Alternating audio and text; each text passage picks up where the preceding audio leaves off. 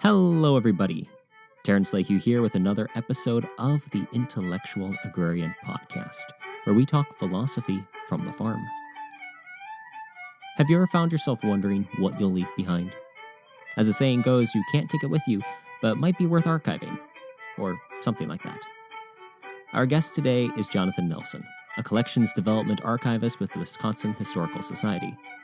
He also has the privilege of working with the collection, recording the history of organic and sustainable agriculture.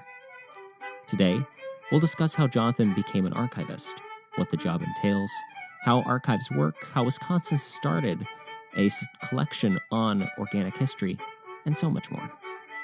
We recorded this episode at the 2018 Moses Conference, so there will be more background noise than usual, but it's a great conversation. Without further ado, enjoy this episode with Jonathan Nelson.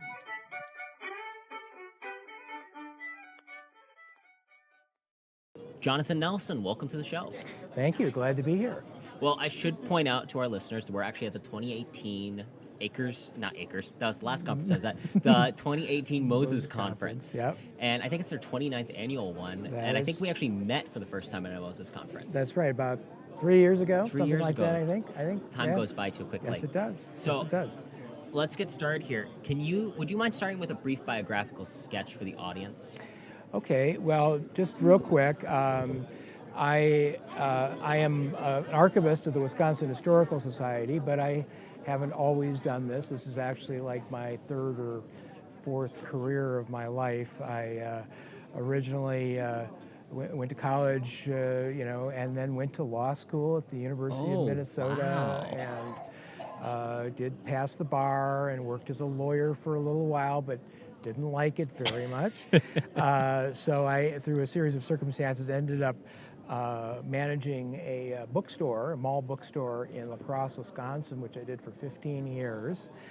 And then decided, well, that probably wasn't a long-term goal.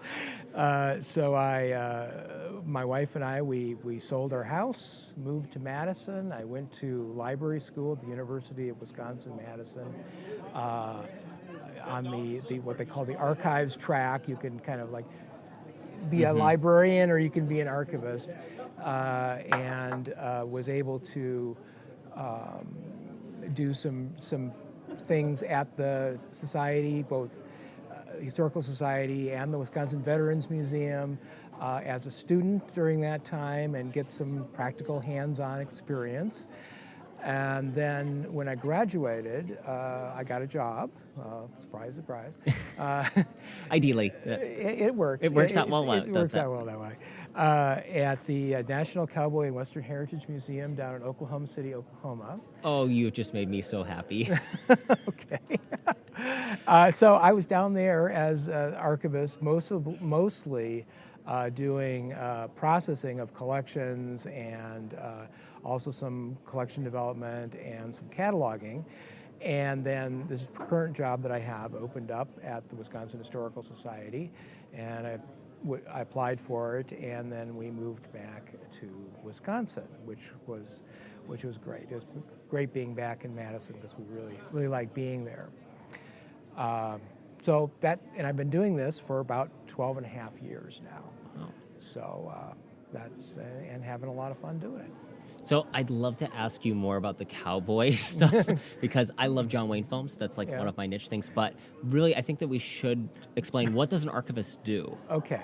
So, just in general, an archivist is an information professional that deals with unpublished materials, personal papers of individuals or families, or the records of organizations, as opposed to a librarian that works with published things that are widely available. So when you're in the archives, you are dealing with one-of-a-kind things, typically, things that only the thing that's in front of you exists, and there are no other versions of it elsewhere. And the idea is that you identify the things that are worthwhile to collect for the historical record, whatever historical record it is you're trying to document, and then catalog it and arrange it in such a way that it's usable, and then make it accessible to researchers who want to use it. And we're not collectors in the sense of, we want to collect things and then just kind of hold them. You're not a hoarder. We're not hoarders. The whole purpose is making it Useful. accessible and useful. I mean, if you don't do that, there's no point to doing the collecting in the first place. So if someone's like researching for a book or an article or research paper, frequently they're going to the archival information that they can't find really elsewhere. Right. I mean, just think of it this way: when you're reading a book, a nonfiction book or an article, a scholarly article, or not a scholarly article, anything on a nonfiction topic. Think of the archives as being kind of the place where the raw information that goes into that comes from. Okay. So that's kind of our role, is to help people who are writing history or doing other things too, but who are interested in researching topics, have the information, and then what they do with it after that is kind of their thing. So but oftentimes it's being used in a book or a magazine article or public presentation or something like that. So what's the role of the Historical Society? Well, okay, so that's a whole nother story. The Wisconsin Historical Society is a Wisconsin state agency. It wasn't always such, but we are now since I think like the 1940s or something like that. But we are also a 501c3 membership organization. Okay. We get half of our funding, from the state government, and about half of it is raised by a foundation that's affiliated with the Historical Society, whose purpose it is to do that. We actually, as we like to tell people, we're actually older than the state of Wisconsin. We were founded in 1846, 2 years before statehood, and have existed continually since that point. Although, to be fair, initially it was sort of, just a bunch of guys, kind of getting together and talking about historical stuff. It was not the institution that we see now. The Historical Society is headquartered in Madison, on the UW-Madison campus. We have our own building, now 118 years old. Wow. And as you may surmise, we have, in 118 years, we've collected quite a bit. So the really exciting news is that the state has built us a new preservation facility and storage facility in Madison for both the library and the archives and our museum, and also the Veterans Museum. I don't want to forget them because they're also in this project. We are actually going to start moving things into that building in about 2 weeks. So the building is completed. They're just doing the finishing touches, and so this will give us grow space for the future. Because like I say, you've been collecting things for that long, things get a little tight. Yeah. I used to work in a library part-time, and so obviously it's different than archival work, but I know with the titles that we just collect year to year, we were always tight on space, always running out of room, and we had the luxury of being able to discard the stuff that wasn't getting checked out. You don't have that luxury in archives because you're ideally sorting through and keeping the most important information. Right. I mean, right. Everything we ultimately decide to put in the collection, we are committing to keeping it forever. Yeah, well, or how in perpetuity. In perpetuity.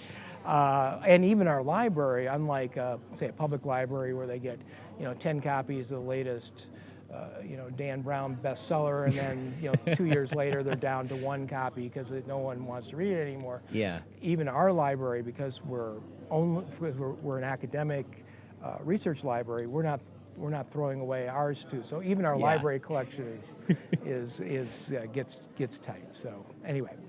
So how did you get involved in the organic project here? Okay, well, there's actually two kind of origins to it. About 5 years, well, no, it's more like 7 years ago now, we did kind of an analysis of our collection. What things are we good at, and what things are we not so good at, and where the gaps lie. And one of the things that came up was organic and sustainable agriculture. I mean, we have lots of stuff on dairy and kind of the traditional Wisconsin stuff. But we knew that Wisconsin was a major hub of organic agriculture. Yeah.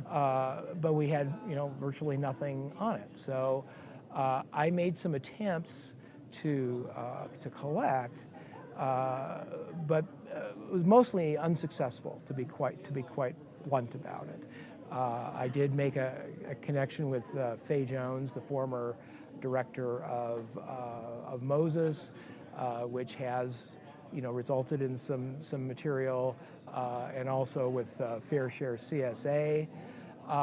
But the others that I contacted, which I can't even remember who they were right now, but it never panned out. Mm-hmm. So about a year later, I got a call from Michelle Miller at the Center for Integrated Agricultural Studies at the University of Wisconsin, which is the part of the UW that deals with organic and sustainable. And she said she'd gotten a call from a guy named Roger Blowbaum, who had a huge collection of papers, and he was looking for a place for them. And she was wondering if we were interested. And so I said, yeah, well, because we had tried to do this, and without much success. So I said, sure, I'll talk to him. So I did, and by the way, he is originally from Iowa, but actually lives in Washington, D.C., because his kind of career has been kind of on the policy side of things, mm-hmm. and he was involved in many, like 35 different organizations that dealt in the area of organic and sustainable, and had collected and kept things from his work from all those groups. So he had a lot of stuff. So I contacted him, and we talked on the phone first, and then he came out to Madison and sat down and talked, and we ultimately came to the conclusion, well, yes, we'd be interested in Roger's papers, but what else could we do? And what was there a bigger project potentially in the offing? And so we discussed it back and forth, and we came to the conclusion that yes, this is something that was worth doing, and something that, with Roger kind of being the pathfinder and the entree giver, would be able to to open some doors and kind of tell people that these people are okay, and you can mm-hmm. trust them with your stuff. And so that's kind of how the larger project started. I mean, the other thing I should mention is that although the original idea when we had our analysis of our collection was just Wisconsin organic, well, Roger's collection was national in scope. He's worked for organizations from coast to coast.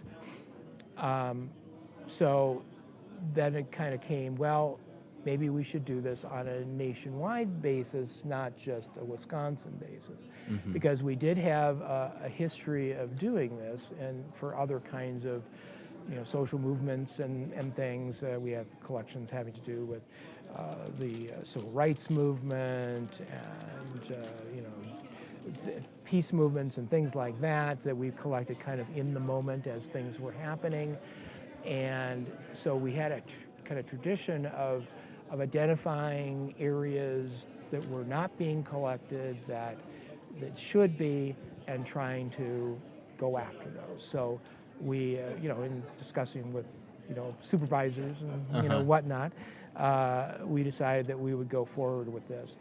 And then the other piece of this that Roger was also very instrumental in getting going was that he put us in touch with the Series Trust, which is which it doesn't.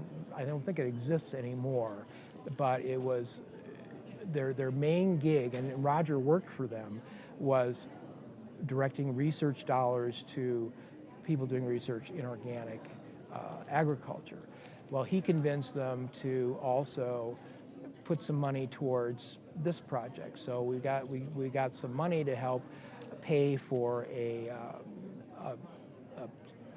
part-time person, student, LTE person, to do the work on the collections once they actually get into the building. Because my main thing is, getting the things, and then there are others that work on them once they get here. So, so those were kind of the pieces that fell into place. And the other thing is that Roger provided me with a list of 100 different people to contact that he thought that he knew about, some of whom he knew personally, but that these are people who would be worthwhile to contact. And so I basically went through the list, and sometimes the answer is no, and sometimes people don't have anything, because the world is divided into two groups of people: the throwers and the savers.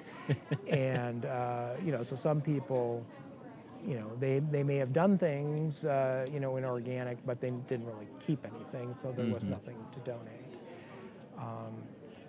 And so now, about 6 years later, 5-6 years later, we have around 30 different collections, ranging in size from Roger's papers, which are only half worked on. His collection is 50 cubic feet. That's like 50 banker's boxes. If you know what a banker's box looks like from Office Depot or something. Oh boy. To as little as just like a little 0.2 cubic foot box. So they greatly vary in size and scope, but between what we have actually in the catalog and things kind of on the shelf waiting to be worked on, about 30 or a little more that we've brought in, and I've brought in the last 5 years or so. So can you kind of walk me through the process? Once you collect them, how does it work? Okay, well, the honest answer is that for a while they probably are going to sit around because as I tell donors, it's a lot easier to bring things in than it is to do the work necessary to make them usable. So true. So basically, the process is that in archives, the goal is to maintain the original order of what the person who created it did, to kind of reflect that. The only two exceptions are if you get just a box of stuff thrown in a bunch of stuff thrown in a box where there is no order, or where the order is so eccentric that no one can figure out what it is they were doing. But otherwise, we try to just kind of keep it as in the way that it is. And of course, these come in varying degrees of orderliness. Especially from a farm. I mean, Roger, for example, he very carefully sorted through everything and put everything in little groups and folders and things. So there's actually very little that needs to be done with his, and others, not so much. So what happens then is that they are arranged, they're put into some kind of a logical order that makes sense. Like if there's different kinds of categories or groups of things, putting those together so that all the things on this organization are together and all the things on that organization are together. And then we put them into new acid-free folders in special archival boxes. and to protect the physical material. And then we write up what's called a finding aid, which has a little bit of biographical background on the person written in there, a kind of a narrative description of the kinds of things that are in the collection, and then finally a folder level inventory of all the stuff that's in there. So that if someone from a distance pulls that up and says, okay, I see that I'm interested in this organization. I see that there's stuff about this in, these 3 collections, because you can see inside the collection, so to speak, not the paper itself. Let me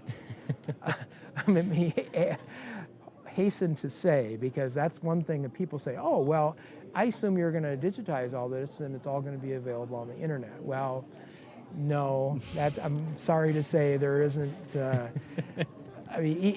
Just think of it this way: though, each of those banker boxes has about 5,000 pieces of paper in it, and our total collection is somewhere in the neighborhood of 115,000 cubic feet. So you do the math: 5,000 times 110,000.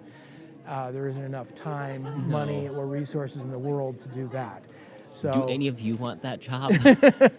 and of course, don't need to get into this really, but it's a lot more complicated than just throwing a piece of paper on a scanner, because if you don't have the what they call the metadata, the information that allows you to find it, otherwise it's useless. It's useless. It's just a photograph of a piece of paper.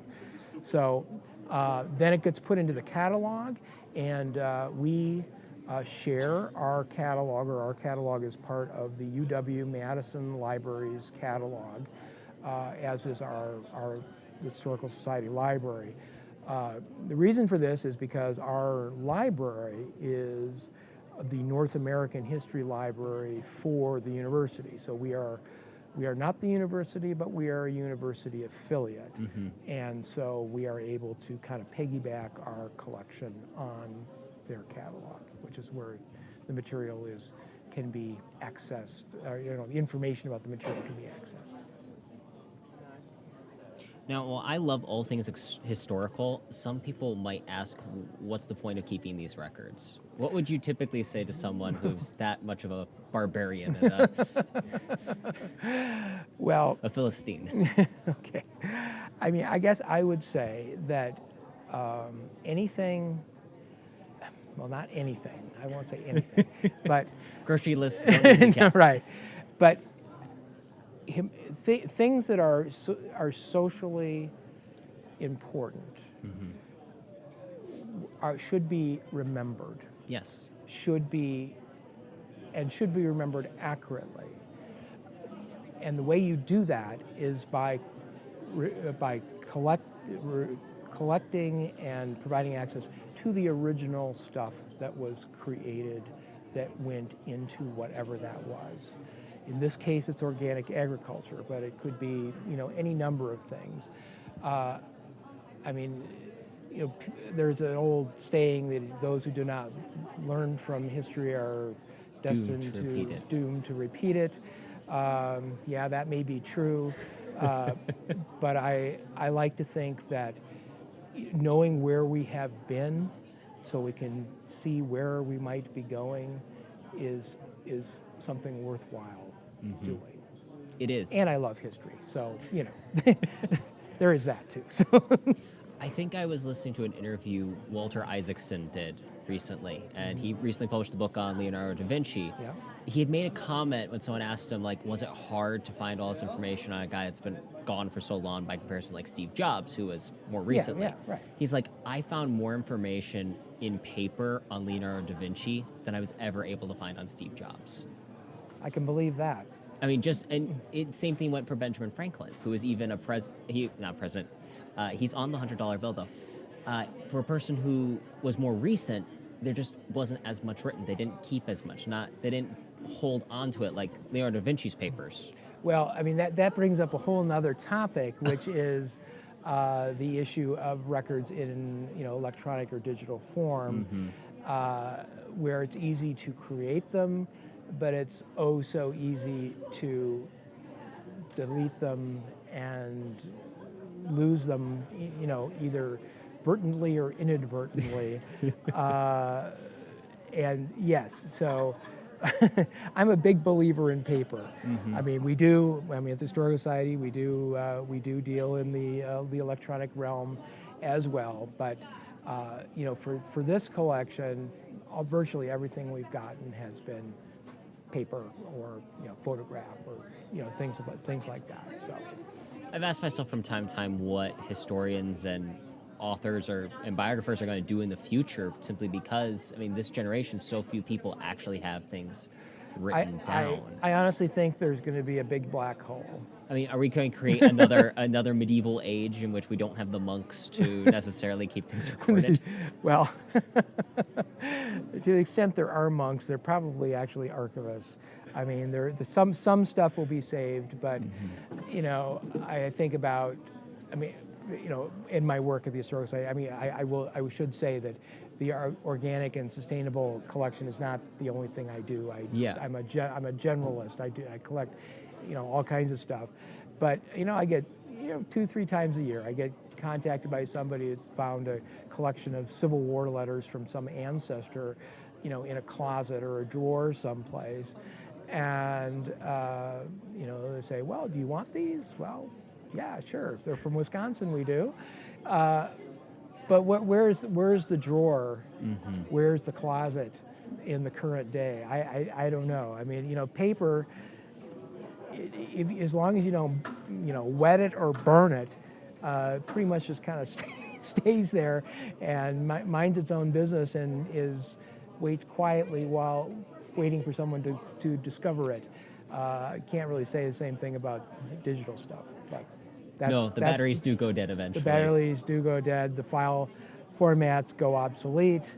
The type of storage medium gets obsolete. It's a moving target.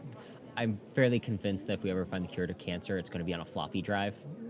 Well, I hope so. I hope not, because if you got one of those 5 1/4 inch floppy drives, good luck finding a drive to play them. Anyway, okay. So what do people typically look for when they go to the archives? Well, I mean, the one thing I should say about the organic collection, just to kind of set the kind of the niche that we're looking at. I'm looking here at the poster presentations for the agronomists and soil scientists and people who are doing scientific research in the area of organic. Though that is not the kind of thing that we are collecting. I mean, there are journals and other forums for that kind of information to get out into the public. We're really looking for more the kind of the social history, the political history, the personal history of the organic movement, rather than kind of the science of it, as it were. So like I say, as a social movement, as a group of people who say, hey, this is an important thing to do. We create these organizations, we create these structures that help push this forward.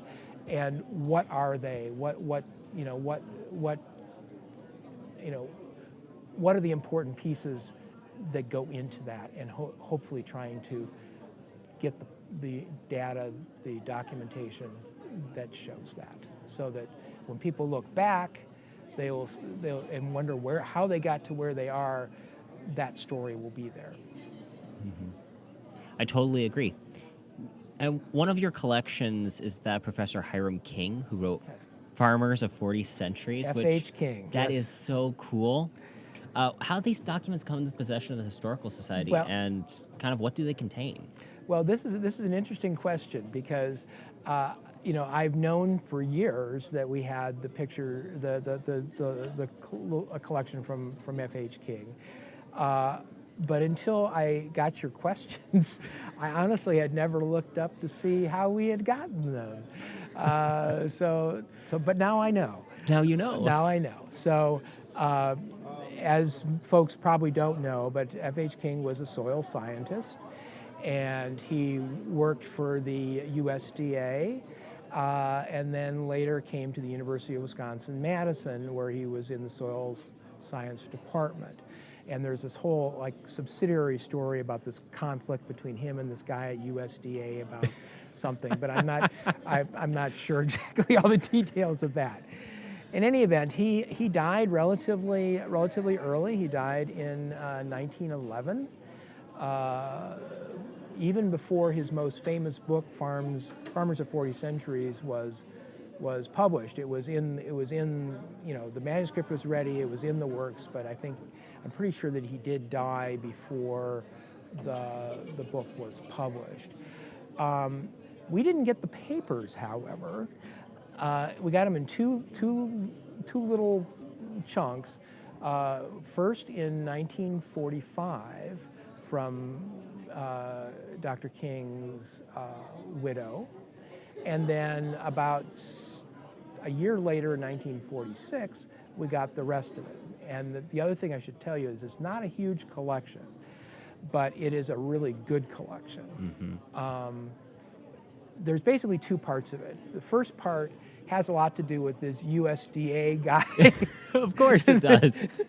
And this controversy between him and King, but also a little bit about preparing the book Farmers of 40 Centuries and a couple of his other books, and dealing with publishers and editing and all that sort of thing. And that was actually the part we got first, which is probably the least interesting part of it. The second part is the part that people really focus on, which is the letter, primarily consisting of the letters that he wrote back to his wife when he went on this big trip in 1909, I believe it was, through China and Japan, doing the primary research that became Farmers of 40 Centuries. And so we have his original letters, handwritten, back to his wife and mostly his wife, I think some other family members as well, where he's talking about what he is seeing and what he thinks about it and what he is up to.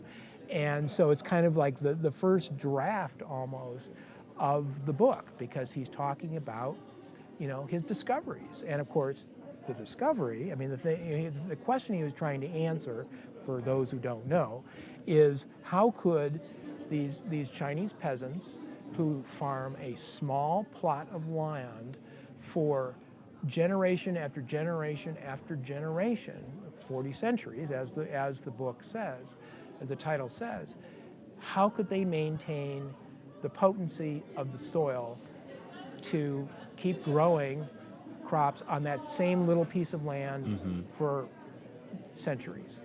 And what he came up with was this kind of biodynamic, using night soil and other things to continually refresh the soil, and that by putting things back into it, it maintains its potency and is able to be used indefinitely into the future.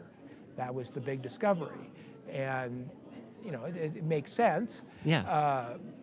But that kind of idea of continually replenishing the land, obviously is a big part of the modern organic movement. I mean, typically now it's cow manure or green manure through cover crops that are plowed in, but that same concept of always replenishing the land, Adding to the soil as you take from it. Adding to the soil, is kind of the foundational piece of organic agriculture. And that was kind of the thing that he discovered from these ancient agricultural practices.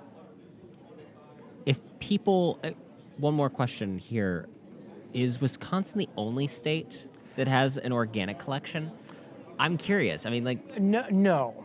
And do you work with those agencies sometimes? Okay. No collaboration. Not so far.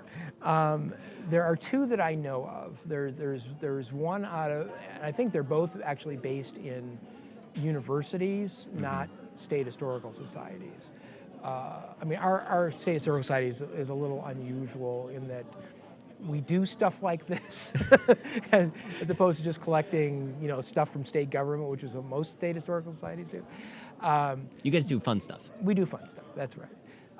But there is a university in California, and I believe one in Massachusetts, that are focusing on California and Massachusetts, and the New England area for organic collecting.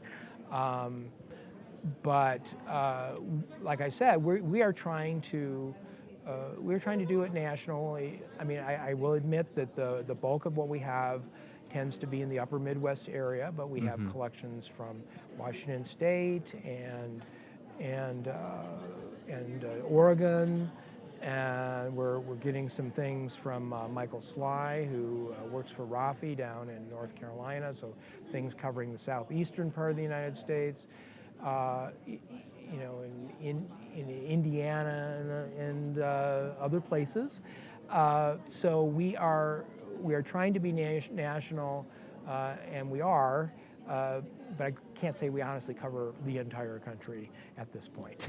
You're getting there. We're getting there. If people wanted to view the information in the collection, how do they do so? Well, okay, so as I mentioned, the collection is on the University of Wisconsin-Madison Library website, which is www.library.wisc.edu. That's where the catalog is.